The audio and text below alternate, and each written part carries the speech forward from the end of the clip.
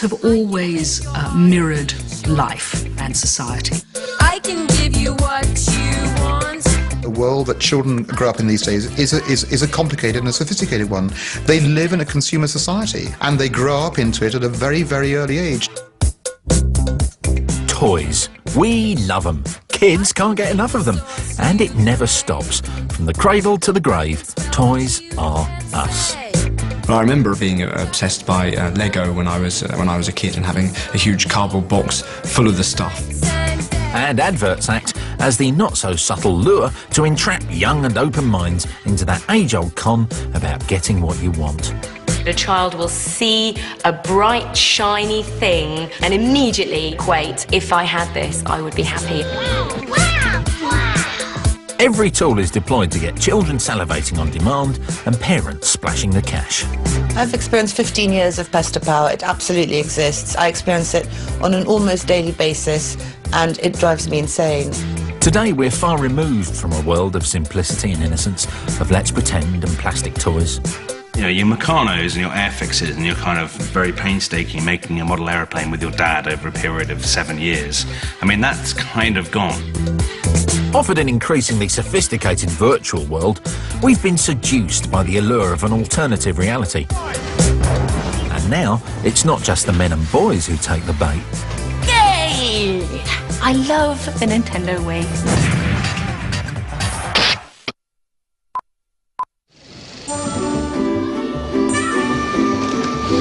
Back in the days of black and white, well before TV advertising arrived, the playground and toy shops were children's window into a world of desire.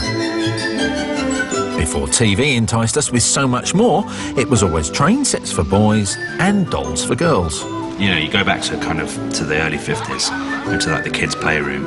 A kid from 1900 could conceivably have had a lot of the same toys. Vision and sound are on. The launch of commercial TV started a race for ad men in the UK to start selling to a wide-eyed and eager audience. Suddenly there were lots and lots of TVs in people's homes, and this advertising space, this shop window, where suddenly the toy manufacturers had a captive audience. And when you are targeted by advertising executives, who can resist wholesome family fun? And who can resist the idea of keeping their children happy? The ruthless world of advertising knew it wasn't just about what kids saw as they sucked on the glass teat. I think very early on, children who are sitting in front of the TV pick up on the music, on the colours, and they do start to watch. And I think inadvertently, parents reinforce this and sit there and go, oh, look at that. Ads about toys for kids do have to, in a sense, get inside the child's mind. But what I think is much more interesting is how they also have to get inside the adult's mind. Remember, it's the adult who's going to buy the toy. And so you see some very sophisticated adverts, you know, that wonderful Bob Hoskins advert with Fisher-Price. Where am I? Where's this place? Why am I here? Where's some food? Where's my mummy? What's all that? No child asks for a Fisher-Price activity centre because they're a baby. So the adverts are now more targeted at the adults, or the parents of the child. It's telling them about their child. It's actually, obviously, giving that child a voice. Supposing I bought Fisher-Price. What does it move? For the most inquiring minds in the world.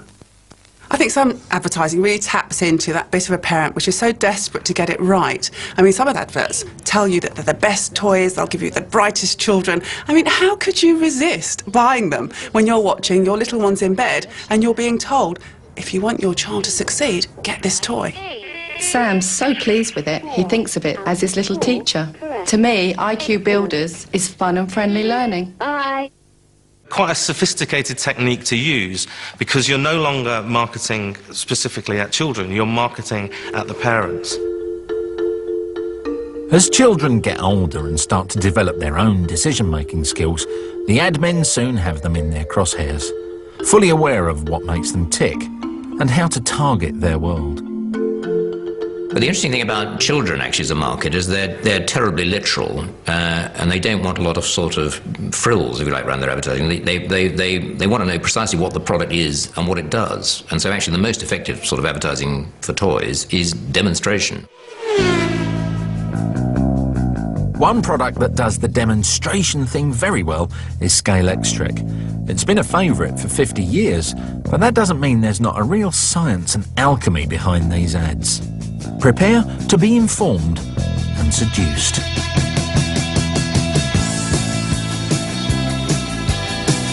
Making ads for Scalextric is very, very exciting. It's technically very demanding because they go very, very fast, and for the ad to work and excite the imagination of a boy, they've got to look fast.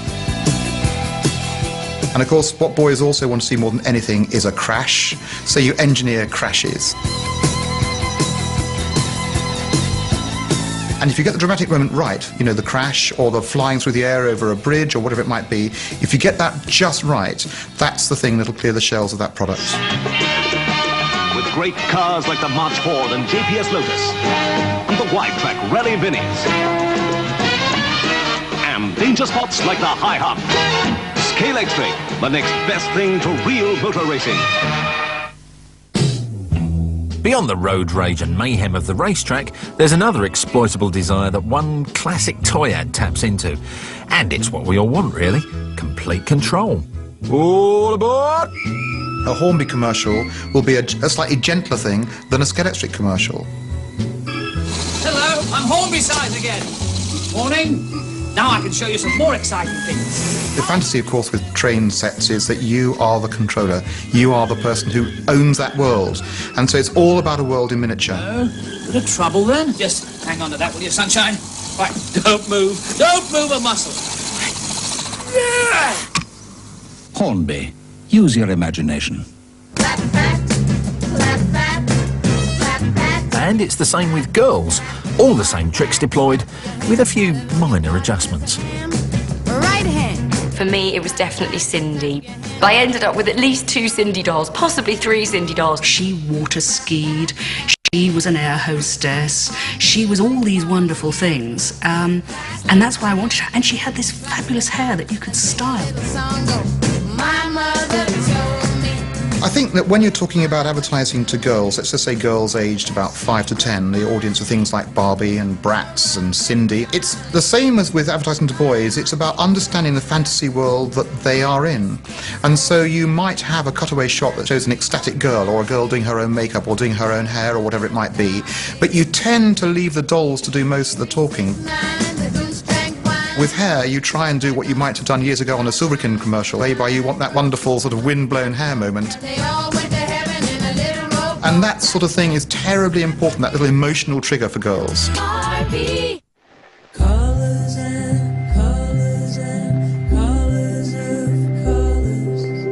Ad makers can bring the mundane to life. They say that nothing is impossible. So, take one toy, a lot of little plastic bricks, add some brainstorming and Adland voodoo, and you come up with pure, unadulterated magic. Many years ago, we worked on Lego and created a very famous piece of advertising called Kipper, just about how Lego inspires the imagination. You see, I was standing outside my mouse hole the other day, when all of a sudden, along comes this cat. So quick as a flash, I turned into a dog. A ruff ruff. The use of simple stop-frame animation brought bricks to life. All the rules of toy ads were broken, but the novel approach didn't please the corporate paymasters. So I became... It was different for a number of reasons. First of all, it didn't show children playing with the toys, which was an issue for the Danish Lego clients. It actually only ran 5 times on British television, despite being the most awarded commercial of all time. So I turned into a missile cruncher. Crunch, crunch, crunch, crunch, crunch. Just in time to see him change into a very, very big elephant. So do you know what I did then? I turned back into a mouse, and I gave him the fright of his life. Just like that. The Tommy Keeper voiceover made it. In fact, the client didn't want to put Tommy Keeper on it. He wanted to put Bill Oddie on it. And my contribution, actually, was to say, let's do both versions and play it at the sales conference where the Lego salesmen assembled and run the one that gets the most applause. And it was no contest, I'm happy to say. So, the ad men made us salivate for Lego. No real use if you haven't got the skills to construct a fire-breathing dragon, but it's the fallout from great toy advertising. And a good lesson in life. Don't get your hopes up. when it comes to expectation and reality, mind the gap. Key example of the contrast between the amount of excitement you felt for a toy versus the disappointment that you had when you finally got it out of the box is Flight Deck. Now, take off with Super Flight Deck. Watch the jet as it climbs, banks around, and comes back to land on the flight deck. Because it was hugely exciting to watch on the TV. This constant repetition, the constant jump cuts. Whereas actually getting it home and assembling this huge array of strings and levers and pulleys, putting it all together, and then realizing that actually it only did one thing. Fine, you can do that over and over again, but it's nothing like you'd see in the TV adverts. New Super Flight Deck from Airfix.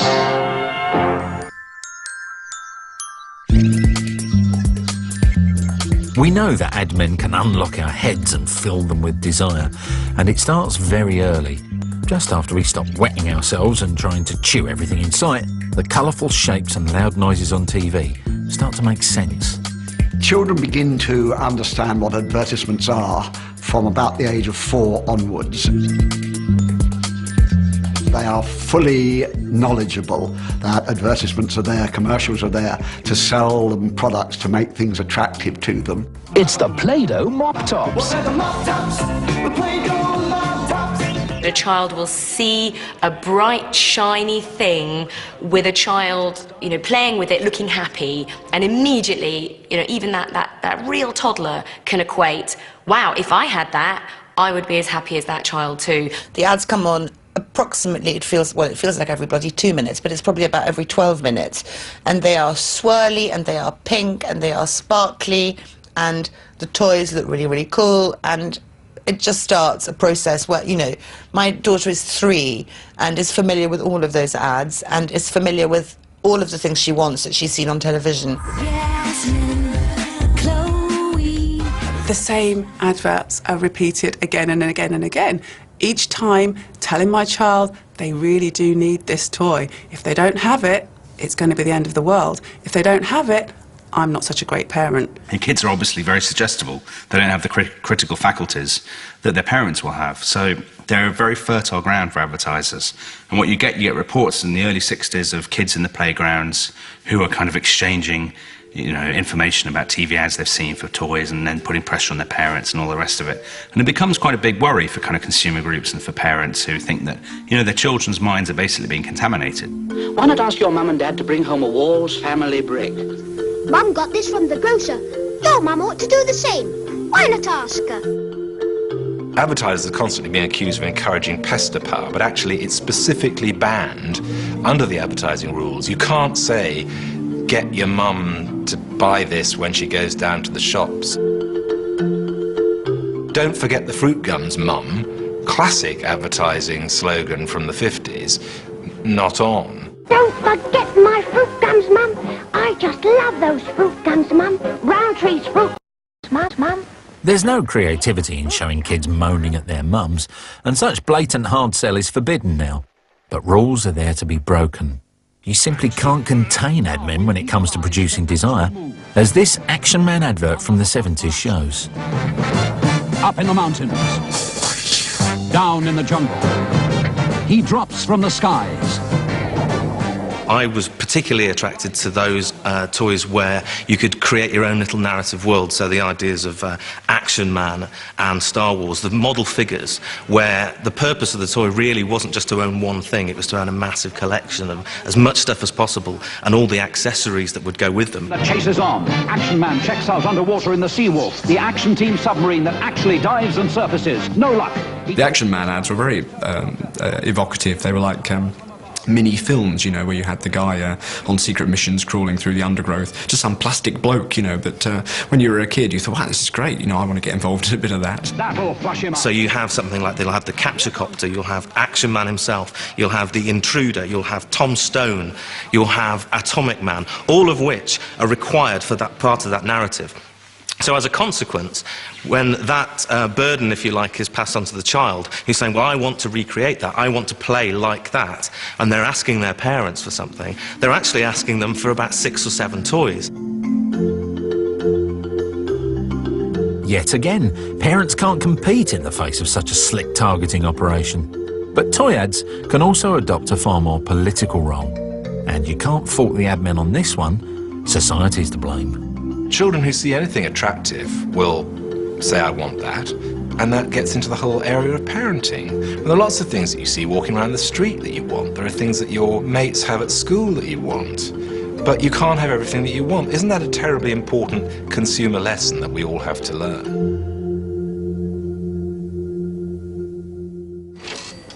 Let's stay with big issues.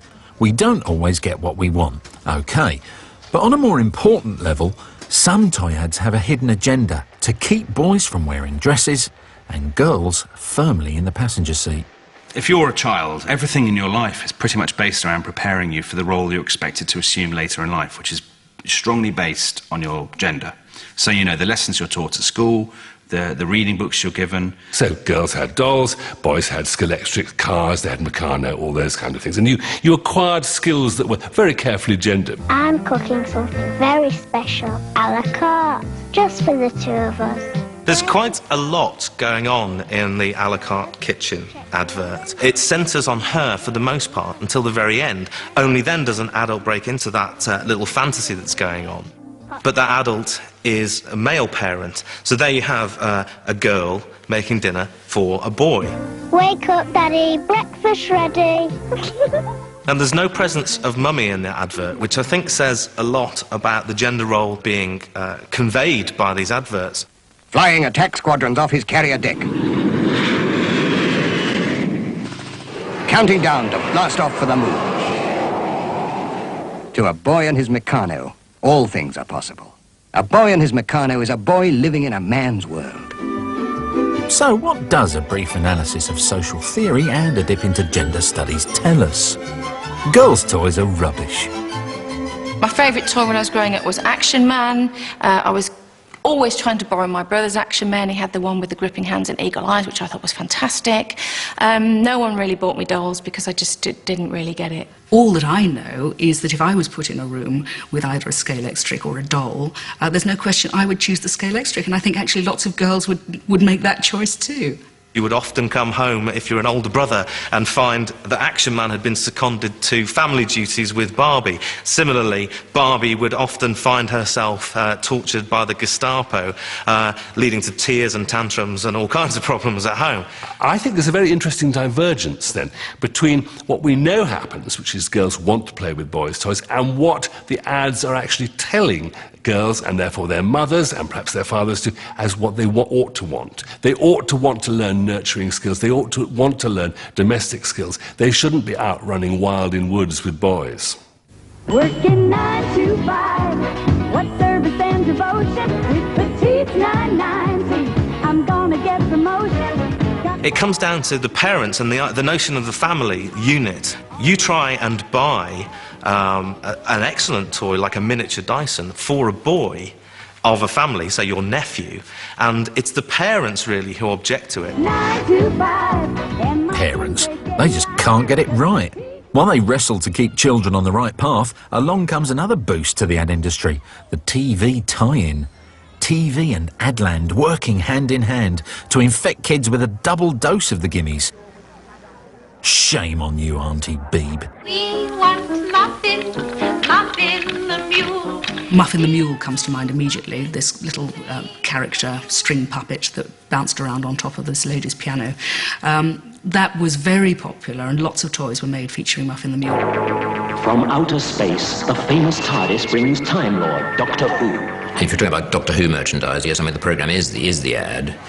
But there's no doubt you'll sell more if you actually have commercials for the product you want to sell as well.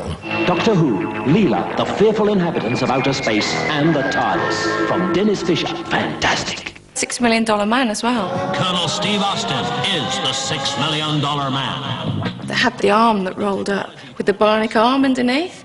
Check him out with the bionic transport and repair station. We have the technology, we can rebuild him. Da-na-na-na. Brilliant. I loved it Saturday afternoons. Sorry. TV merchandising has been a gift to the ad industry, and to see it in its most irresistible form, we have to go back to a galaxy far, far away.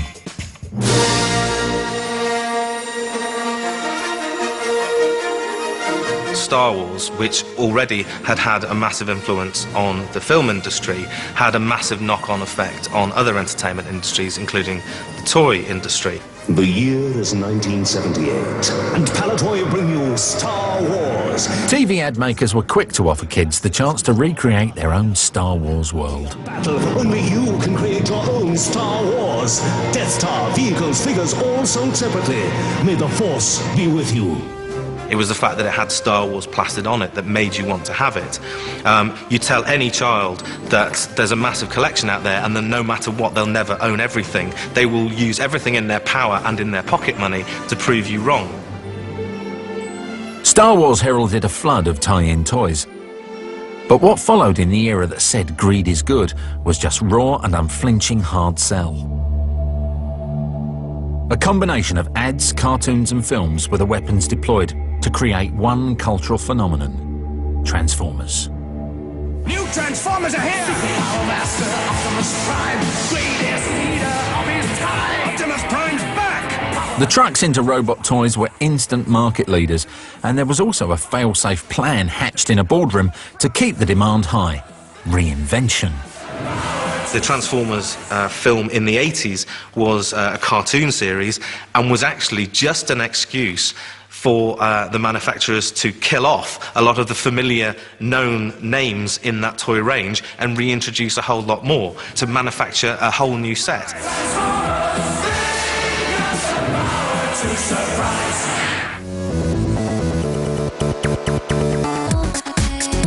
Speeding forward 20 years to our postmodern world, reinvention in ads is the norm. Using a toy as a device to sell a family car demonstrates a fascination for technology that has its roots in the early 80s. How we marvelled. And here you have it, the silicon chip. An eighth of an inch square, costs about 50 pence to produce, and it's probably the cleverest ever bit of man-made gadgetry. These miraculous little chips created a new Pandora's box. At first, they didn't allow much scope for fun, unless it was spreadsheets that pushed your buttons. But the pleasure principle cannot be contained. The toy industry went through a sea change in the 80s with the introduction of computers, and the people who were creating the software for them quite early cottoned onto the fact that games could be played on this. It was a new way of interacting rather than playing with something that you'd physically hold. Arcade games already held a power over teenage boys, and the silicon chips inside soon made it possible to plug and play in the living room. Ah, that's me, taking my third curtain call at the Alhambra Bradford. Sit! They loved me. Oh, sorry, I thought this was the party. This is the party! Oh. Right! Electronic games were a whole new challenge for ad men. Using celebs is fail-safe. But like previous ads for toys, it was all about showing exactly what you get in the box. Moment. Right, anyone for Haunted House?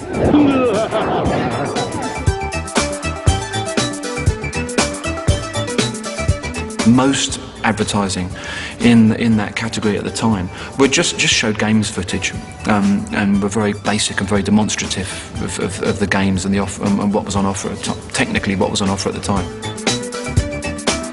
Okay, gentlemen, let's see some action. Take a look at that. Now take a look at this. Backwards compatibility. And now a word from our sponsor. Frenetic ads kept the kids engaged and ensured a console upgrade every Christmas. But one sublime ad campaign convinced bigger boys and girls that it was okay to be up all night knob twiddling, and made millions embrace the child within. I think there was a sort of point in time when computer gaming kind of came of age, and that was with the commercial that's called Double Life for PlayStation. For years I've lived a double life. In the day I do my job, I ride the bus, roll up my sleeves with the hoi polloi. But at night, I live a life of exhilaration. Of missed heartbeats and adrenaline. And, if the truth be known, a life of dubious virtue. It was done by TBWA, and we have a sort of philosophy of disruption. And what we mean by that is, you know, if you want to get a different result, you have to do things differently. You may not think it to look at me, but I have commanded armies and conquered worlds. We hit on the area of, you know, living life by proxy, or the double life thought at the time. You know, the fact that someone in a wheelchair can be a basketball champion, or a policeman can kill a person at night, or a young child can conquer armies and worlds. And I think that that became really interesting, that notion. For though I've led a double life, at least I can say I've lived. Escaping to a double life is still very much a boy thing. Guns, soldiers, you know, killing. Adlan's overtures are hard to resist no matter how old you are. But women aren't going to be left behind. They can play too. The admen know they want to. Some research we saw recently suggested that the single age group that is keenest on gaming is women in their 30s. Yay! I love the Nintendo Wii. Thank heavens for Nintendo Wii. And the first of the physical gaming devices that came out. Rubbish television advertising, it was like middle America. I mean, clearly they were aiming at the family. My wife, out of the blue from nowhere, decided last Christmas that she wanted a Wii, and she's never expressed any interest in computer games at all. Suddenly, because it was not so much about killing things and driving things and scoring points, it was more about moving and taking part in something, that it became more attractive to her. So the cycle is complete. Toy ads may have started out as just for kids, but now it's open season on us all. Adland envisaged the perfect day when we never outgrow toys. That day is now.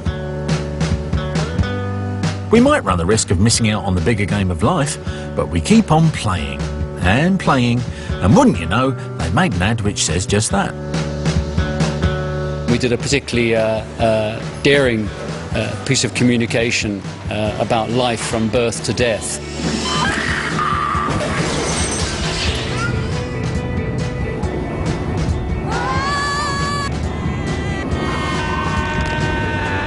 Which captured the idea that, you know, it's very short, so what you need to do is play as much as you possibly can.